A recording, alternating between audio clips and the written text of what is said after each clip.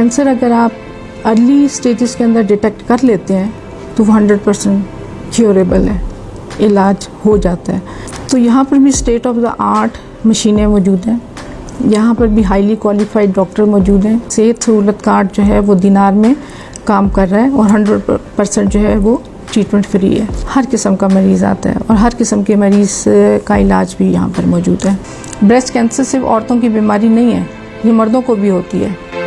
Breast cancer की शरह में इजाफा हुआ है। मुनासिब उम्र के अंदर शादी, अगर हम इस्लाम के इन्हीं असूलों को अपना लें तो कैंसर वैंसर जो है ना इंशाल्लाह ताला इतनी अर्ली स्टेज में डिटेक्ट होगा या होगा ही नहीं। अगर आपकी छाती में गिल्टी है तो आप ज़रूर आएँ, दिनार कैंसर हॉस्पिटल में आ जाएं।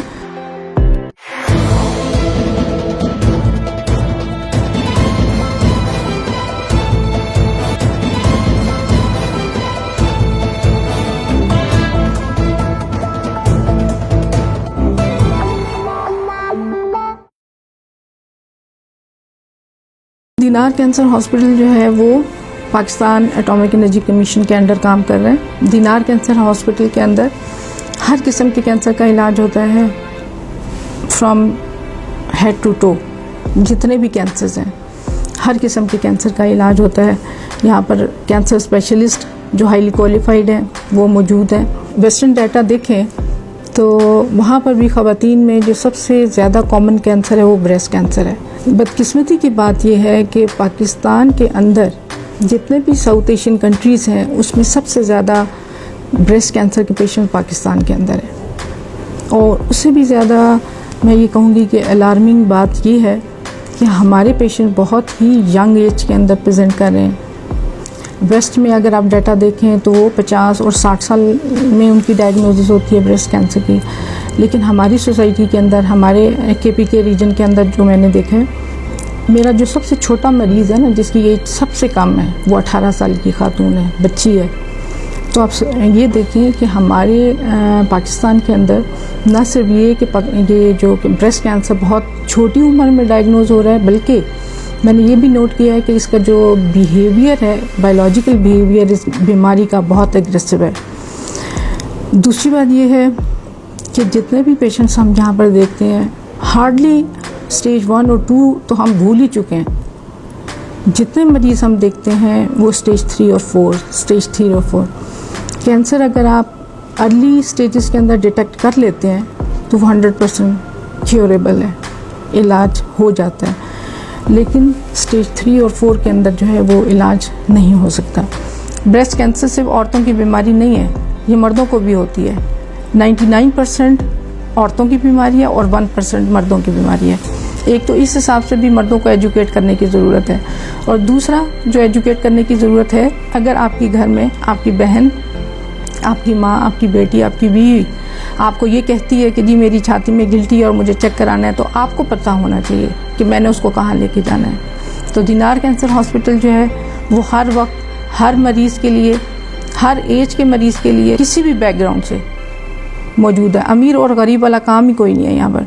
किसी भी वक्त सुबह 8 बजे से लेके 2 बजे तक किसी भी वक्त वो खातून जो है वो आ सकती हैं। ये जो हम कैंपेन कर रहे हैं इसमें हमने एक फ्री ब्रेस्ट क्लिनिक उसको भी शुरू किया जो कि 20 अक्टूबर से लेके 30 अक्टूबर तक यहाँ पर काम करेगा, और हर पेशेंट जो है वो एक फ़ीमेल डॉक्टर चेक करेगी। यहाँ 4 दिन अभी मैंने ये क्लिनिक किया, फ्री ब्रेस्ट क्लिनिक। उसमें मैंने 56 टोटल पेशेंट देखे हैं, और आप यकीन नहीं करेंगे कि उसमें से भी 4 ब्रेस्ट कैंसर डायग्नोज हुआ है। तो यहाँ पर भी स्टेट ऑफ द आर्ट मशीनें मौजूद हैं, यहाँ पर भी हाईली क्वालिफाइड डॉक्टर मौजूद हैं। ख़ुद मैंने FCPS किया हुआ है, एक डॉक्टर ज़ारा हैं, हम दोनों मिलकर फ्री कैंप करते हैं।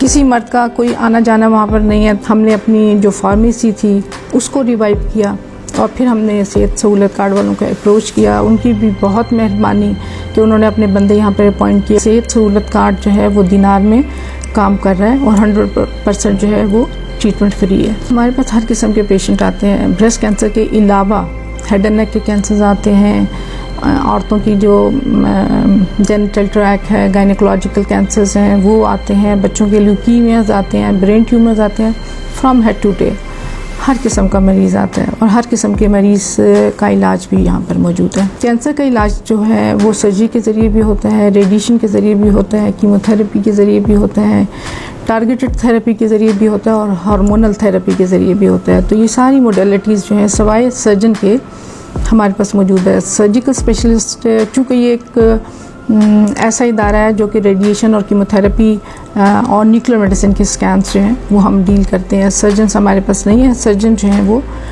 बहुत सारे हमारे पास मुफ्ती महमूद अस्पताल के अंदर बहुत अच्छे सर्जन्स हैं सिविल अस्पताल के अंदर। तो वो अगर पेशेंट को सर्जरी की ज़रूरत होती है तो हम उनको रेफ़र कर लेते हैं। जब वो सर्जरी करवा के आ जाते हैं उसके बाद का जो ट्रीटमेंट होता है, चाहे वो कीमोथेरेपी है या रेडिएशन थेरेपी, हार्मोनल टारगेटेड जिस किस्म की भी थेरेपी है, वो फिर हम पेशेंट को यहाँ पर प्रोवाइड करते हैं। शर्म और हया कि जी हमें शर्म आती थी हम किसी को बताएं, इवन अपनी सास को भी नहीं बताया। तो चूँकि सास भी उसी बैकग्राउंड से ताल्लुक़ रखती है तो उसने ये कह के चुप करा दिया कि जी तुम चूँकि बच्चे को दूध पिला रही हो, ये दूध की गिल्टी बनी हुई है। ये एक बहुत बड़ा मिसकंसेप्शन है कि गिल्टी दर्द नहीं कर रही है तो वो कैंसर नहीं है।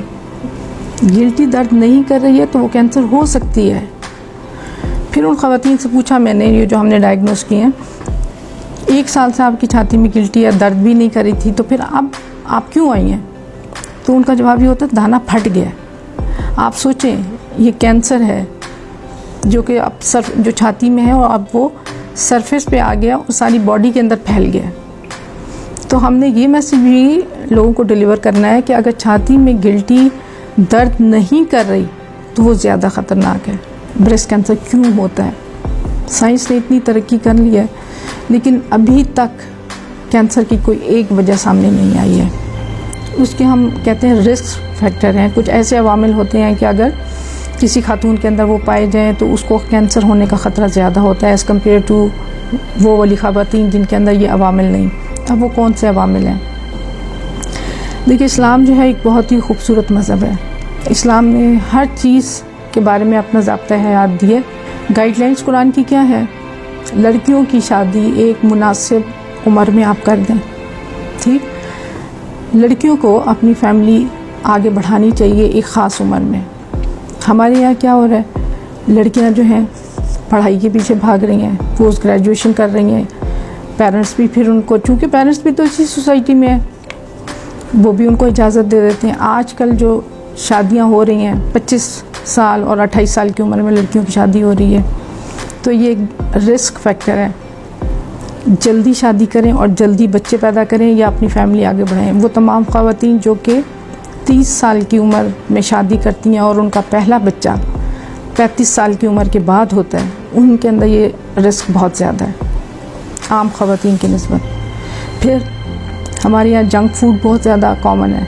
बाज़ार से पिज़्ज़े खा रहे हैं, शॉर्मे खा रहे हैं। ये ओबेसिटी या ज़्यादा वज़न का होना one of the risk factor. ये भी एक रिस्क फैक्टर है कि अगर कोई बच्ची जो है वो अपनी एज के हिसाब से, हाइट के वज़न और उसके कद के हिसाब से ज़्यादा हैवी है तो उसके अंदर जो है ब्रेस्ट कैंसर ज़्यादा हो सकता है एज़ कम्पेयर टू वो जिनके अंदर नहीं है। तीसरी चीज़ जो होती है कि हमारे यहाँ पाकिस्तान के अंदर ओवर द काउंटर फार्मेसी में हर किस्म की दवाई अवेलेबल है।